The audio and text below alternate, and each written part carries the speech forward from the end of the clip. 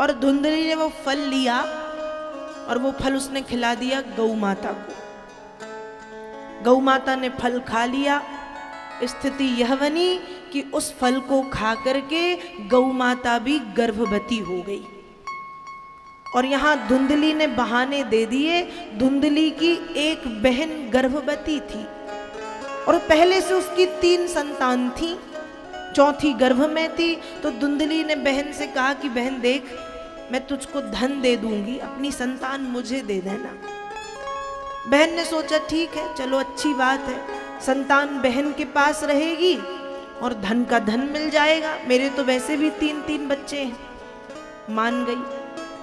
9 महीने तक धुंधली ने गर्भवती होने का दिखावा किया और 9 महीने के बाद जब धुंधली की बहन को संतान की प्राप्ति हुई तो आत्मदेव के सामने उस पुत्र को लाके कहती है कि ये देखो हमारा बेटा, हमारा पुत्र, मैंने इस पुत्र को जन्म दिया है, मैंने जन्म दिया है, इसलिए इसका नाम भी मैं रखूंगी। नाम क्या? कहा मैं धुंधली और मेरा ये पुत्र हुआ धुंधकारी।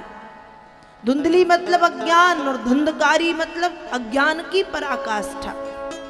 आत्मदेव मन में सोचने लगे अब तो मेरा जीना इस घर में मुश्किल है। अभी पहले से एक धुंधली थी, अब दूसरा आ गया धुंधकारी।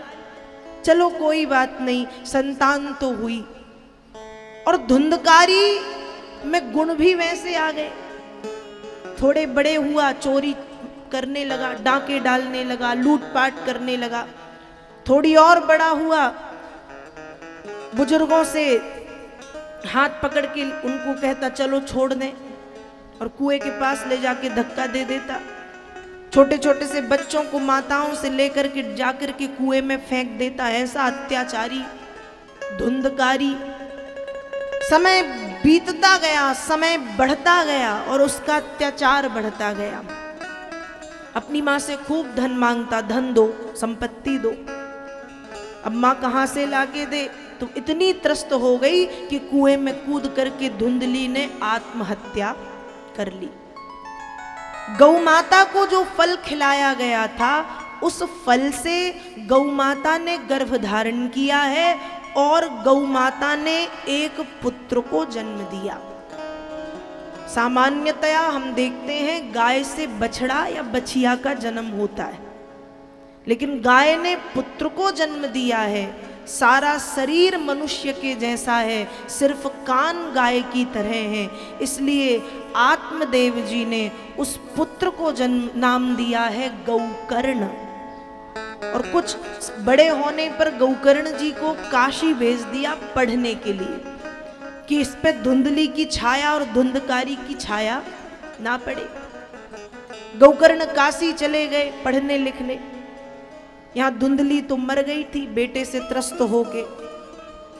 आत्मदेव अकेले थे। गौकर्ण जी को पता चला, पिताजी से मिलने आए और जब मिलने आए तो समझा के गए कि पिताजी अब एक काम करो, अब इस घर गृहस्थी को छोड़ो और जंगल में जाके हो सके तो भजन करो। आत्मदेव ने बात मानी, जंगल चले गए। माँ मर चुकी है। गौकर्ण फिर से काशी चले गए पढ़ने के लिए। धुंधकारी अकेला बचा और जब अकेला बचा तो 5 वैश्याओं के चक्कर में पड़ गया। और वे 5 वैश्याएं नित्य प्रति नई नई मांग करती हैं। कोई कहती है चूड़ी ले आना, कोई कहती है साड़ी ले आना, कोई कहती है बिंदी ले आना, कोई कहती है ये ले आना, कोई कहती है वो ले आना। अभी तक छोटी छोटी चोरी कर रहा था। एक दिन बहुत बड़े राजा के यहाँ चोरी की, सारा धन वैश्याओं को लाके दे दिया। खूब खुश हो गई धन देख के, प्रसन्न। लेकिन मन में सोच रही है ये पकड़ा गया तो हम भी पकड़े जाएंगे। इसलिए पहले तो खूब स्वादिष्ट भोजन बनाया, धुंधकारी को भोजन पवाया। धुंधकारी जब गहरी नींद में सो गया तो जिन गर्म लकड़ियों से भोजन बनाया था उन्हीं को चूल्हे से निकाल के कूट कूट के पीट पीट के धुंधकारी की हत्या कर दी और 5 वैश्याएं सारा धन लेकर के भाग गईं। स्थिति क्या हुई कि धुंधकारी ने अपने जीवन में इतने बड़े बड़े भयंकर पाप किए थे कि उन पापों के कारण वो प्रेत योनि में चला गया। और वेद व्यास जी लिखते हैं, धुंधकारी महाप्रेता, धुंधकारी महाखला, प्रेत बन गया। अब प्रेत योनि में कोई रहे तो बड़ी पीड़ा। प्रेत है तो वो बिस्तर पे बैठ नहीं सकता, पेड़ पे लटका रहेगा, खा नहीं सकता, भूखा प्यासा फिरता है। तो धुंधकारी की स्थिति बड़ी बिगड़ गई प्रेत योनि में पहुंच के। गौकर्ण जी शिक्षा पूरी करके लौटे, जानते हैं मां मर चुकी है, पिताजी जंगल में है, पर ये नहीं पता कि भाई भी मर चुका है। रात्रि में घर में जब विश्राम कर रहे थे तो अनेक प्रकार की आवाजें सुनाई दी, तो समझ गए कि कोई प्रेत बाधा है। अंजलि में जल लेके वहां पर अभिमंत्रित जल का छिड़काव किया और पूछा कि बता तू कौन है और चाहता क्या है। आवाज आई कि भैया मैं धुंधकारी हूं, मैंने मेरे जीवन में इतने बड़े बड़े पाप किए हैं कि उन पाप कर्मों के कारण मैं प्रेत योनि में भटक रहा हूं, प्रेत बन गया। क्या कर दो कि इस प्रेत योनि से मैं मुक्त। ने जैसे ही ये दर्द भरी कथा सुनी, बड़ा दुख हुआ, तो विचार किया क्या करें। जैसे ही प्रातः काल हुआ, बहुत से कार्य करने शुरू किए। गया जी में जाके श्राद्ध करवा दिया। ब्रह्म कपाली, बद्रीनाथ में ब्रह्म कपाली नाम का स्थान है, कहते हैं वहां श्राद्ध और पिंडदान कर देने से फिर कहीं श्राद्ध और पिंडदान करने की जरूरत नहीं पड़ती। और माता के पक्ष की 7 पीढ़ी, पिता के पक्ष की 7 पीढ़ी और आने वाली 7 पीढ़ियों का भी उद्धार होता है ब्रह्म कपाली में श्राद्ध और पिंडदान किया जाए तो ये भी हो गया। गया जी में जाके श्राद्ध हुआ, संतृप्ति नहीं मिली। ब्रह्म कपाली में जाके श्राद्ध हुआ, पिंडदान हुआ, कोई शांति नहीं। किसी ने कहा प्रयागराज चले जाओ, तो तीर्थराज प्रयाग में जाके कर दिया, कुछ भी नहीं। गीता पाठ कर दिया, कोई शांति नहीं है। अंत में जब गौकर्ण परेशान हो गए, एक दिन सुबह जब उठे तो सूर्य नारायण के रथ को रोक करके प्रणाम किया है और उनसे कहा है कि भगवान मैं थक गया हूं और कोई रास्ता नजर नहीं आ रहा है, इसलिए प्रभु अब आप बताएं कि मुझे क्या करना चाहिए। सूर्य नारायण भगवान ने कहा कि हे गौकर्ण, आप तो स्वयं ज्ञानी हैं, फिर भी यदि आप जानना चाहते हैं कि धुंधकारी का उद्धार कैसे होगा, तो धुंधकारी को श्रीमद् भागवत की कथा सुना दो, सप्ताह ज्ञान यज्ञ।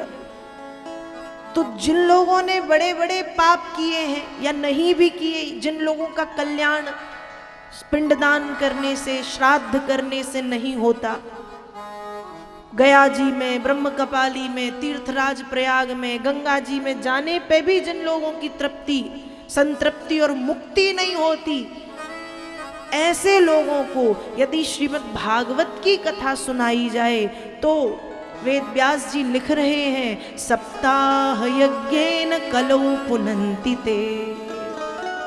कलयुग में श्रीमद् भागवत की कथा के श्रवण से प्रेत बाधा से मुक्ति, जो प्रेत योनि में भटक रहे हैं उन लोगों को मुक्ति मिल जाती है, संतृप्ति मिल जाती है। तो धुंधकारी की मुक्ति के लिए भागवत जी का अनुष्ठान प्रारंभ हुआ। अब बात आई कि धुंधकारी बैठेगा कहाँ। कोई साधारण यजमान हो तो हम आसन पे बैठ जाएं, हम कुर्सी पे बैठ जाएं, हम सोफे पे बैठ जाएं, लेकिन यजमान कौन? प्रेत। अब प्रेत के लिए कौन सा आसन बिछाएं, कहाँ बैठ पाएगा? तो एक 7 गांठ वाला बांस वहां पर गाड़ा गया, क्योंकि हमने आपने सबने सुना है अक्सर जो प्रेत हैं वो वृक्षों पे रहते हैं, इसलिए 7 गांठ वाला एक बांस गड़ाया गया उस बांस के ऊपर धुंधकारी को आसन दिया गया। धुंधकारी आकर के बैठा। पहले दिन की कथा में पहली गांठ खुल गई, दूसरे दिन की में दूसरी, तीसरे दिन की में तीसरी, चौथे दिन की में चौथी। 7 दिन की कथा में 7 गांठें एक एक करके खुल गईं और आखिरी दिन धुंधकारी को लेने के लिए भगवान के पार्षद विमान लेकर के पधारे हैं। और धुंधकारी किस रूप में जा रहा है? देवतुल्य, देवता बन के विमान पे बैठा। और जब धुंधकारी देवता बन के विमान में बैठा तो लोग सोच में पड़ गए कि भैया ये कृष्ण भगवान कहाँ से आ गए। मतलब भागवत की कथा से ऐसा परिवर्तन हुआ कि जो प्रेत बन गया था, जो महापापी था, उसने भगवान श्री कृष्ण के स्वरूप रूप धारण किया है। और उस विमान में बैठ करके भगवत धाम की ओर धुंधकारी गमन करता है। उसको मोक्ष पद की प्राप्ति हो गई, धुंधकारी को मुक्ति मिल गई।